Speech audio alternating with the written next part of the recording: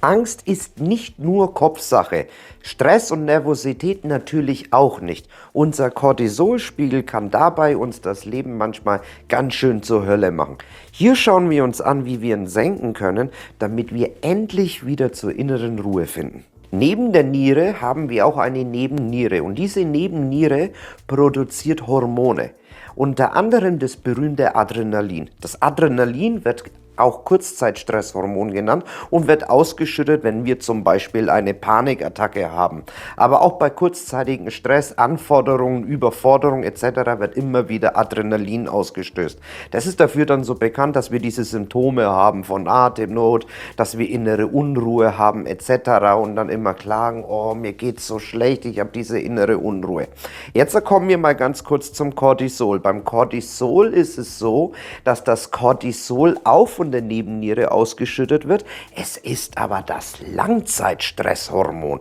Und dieses Langzeitstresshormon wird ausgeschüttet, wenn wir nicht mehr im Gleichgewicht sind. Das heißt, wenn wir die ganze Zeit Ängste haben, Grübeleien, Sorgen, Probleme, zu hohe Anforderungen, dann haben wir dauerhaft viel zu viel Cortisol im Blut. Sagen vielleicht viele, na super, wozu brauche ich überhaupt Cortisol? Am besten wäre es, ich hätte dauerhaft einen niedrigen Spiegel. So leicht ist das Ganze auch nicht, denn wir brauchen Cortisol und zwar unbedingt. Cortisol ist sehr, sehr wichtig. Es steuert zum Beispiel unter anderem unseren Fettstoffwechsel, aber auch unseren Schlaf-Wach-Rhythmus, wie das Ganze bei uns dann ausgeglichen ist. Außerdem macht Cortisol uns richtig fit und belastbar, wenn Anforderungen anstehen. Da brauchen wir das Cortisol wiederum. Gerade die Menschen, die unter Angststörungen leiden, Zwangsgedanken oder Depressionen, die haben eigentlich nahezu alle einen viel zu hohen Cortisolspiegel im Blut. Warum? Kein Wunder. Es haben sogar Wissenschaftler herausgefunden, dass die ständige Grüblerei so viel Stress in uns innen macht, als hätten wir gerade eine traumatische Erfahrung. Das muss man sich mal vorstellen. Gerade die Menschen, die unter Zwangsgedanken leiden und ständig diese aufdringlichen Gedanken und Fantasiebilder kriegen, was sie tun oder machen könnten, kriegen die ganze Zeit solche Schockwellen durch ihren Körper von Emotionen. Wenn das zweimal am Tag wäre, dann wäre das natürlich nicht so schlimm. Aber bei diesen Menschen ist das ja dauerhaft, den ganzen Tag. Diese innere Unruhe, diese Nervosität, das Gedankenaufdrängen etc. kann für diese Personen echt die Hölle sein. Und jetzt schauen wir uns mal an, ganz kurz, ob du dich vielleicht da wiedererkennst, ob du diese oder jene Symptome hast, denn die könnten tatsächlich darauf hindeuten, dass du bereits einen zu hohen Cortisolspiegel im Blut hast. Und das sind unter anderem sehr, sehr oft Niedergeschlagenheit. Also man hat dann Probleme in der Früh mit dem Antrieb. Im Gegenteil kann es aber auch dazu kommen, dass man in der Früh bereits nach dem Aufstehen schon so nervös ist, dass man schon die ganze Zeit Gedankenkreisen hat und das Gefühl hat, wow, wie soll ich heute eigentlich den Tag schaffen? Generell den ganzen Tag Ängste, innere Unruhe, Nervosität.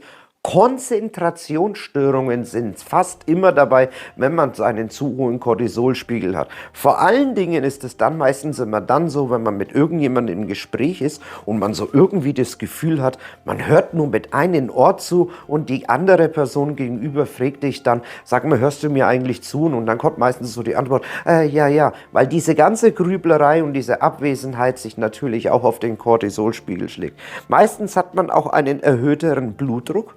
Man hat sehr, sehr oft Rückenschmerzen, Verspannungen, oft auch im unteren Bereich. Männer und Frauen gleichermaßen berichten nahezu immer von einem anhaltenden Libidoverlust. Das heißt, sie haben eigentlich gar keine Lust mehr auf Sexualität und Nähe. Was auch sehr oft zu beobachten ist eine schlechte Wundheilung. Das kann vor allen Dingen Männer können das gut beobachten, wenn sie sich rasieren oder schneiden, dass es länger blutet als sonst. Ich könnte mir vorstellen, dass du jetzt wissen möchtest, ob du tatsächlich einen zu hohen Cortisolspiegel in deinem Blut hast. Und wie findet man das Ganze jetzt am besten und am schnellsten heraus? Ich würde dir empfehlen, geh zu deinem Hausarzt und lass dir das hier geben. Das hier ist ein Cortisol-Speicheltest. Dieser Cortisol-Speicheltest wird dir verraten, ob dein Cortisolspiegel zu hoch ist.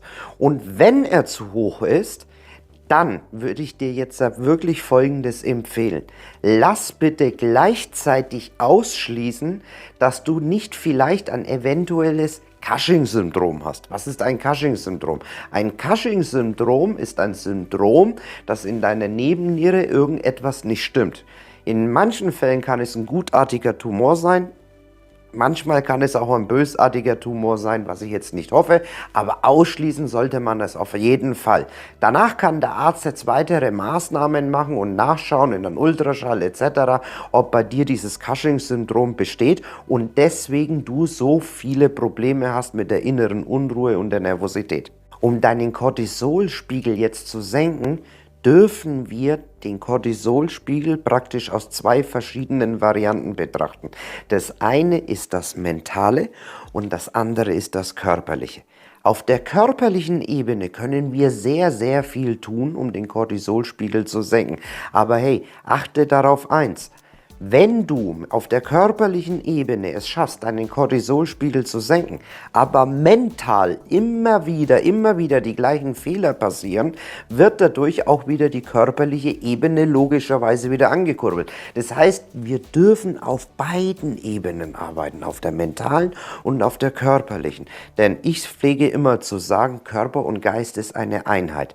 Aber hey, ich habe hier etwas mitgebracht, das dir wirklich helfen kann, deinen Cortisolspiegel dauerhaft zu senken. Und das ist Magnesium. Magnesium am besten 400 Milligramm jeden Tag zu sich nehmen, am besten in der Früh mit einem Glas Wasser, wird dir helfen, auf der körperlichen Ebene deinen Cortisolspiegel zu senken. Des Weiteren, du brauchst unbedingt Ballaststoffe. Ballaststoffe senken den Cortisolspiegel. Ich empfehle hier jeden Tag zum Frühstück, wenn es geht, zumindest 4, 5, 6 Mal in der Woche am besten, schmeckt auch sehr, sehr gut, Haferflocken. Am allerbesten empfehle ich das als eine Art Porridge. Dann können wir arbeiten mit Beeren. Beeren senken nachweislich den Cortisolspiegel. Und dann habe ich noch etwas für dich dabei, das dir bestimmt gefallen wird, aber damit bitte nicht übertreiben, nämlich Zartbitterschokolade.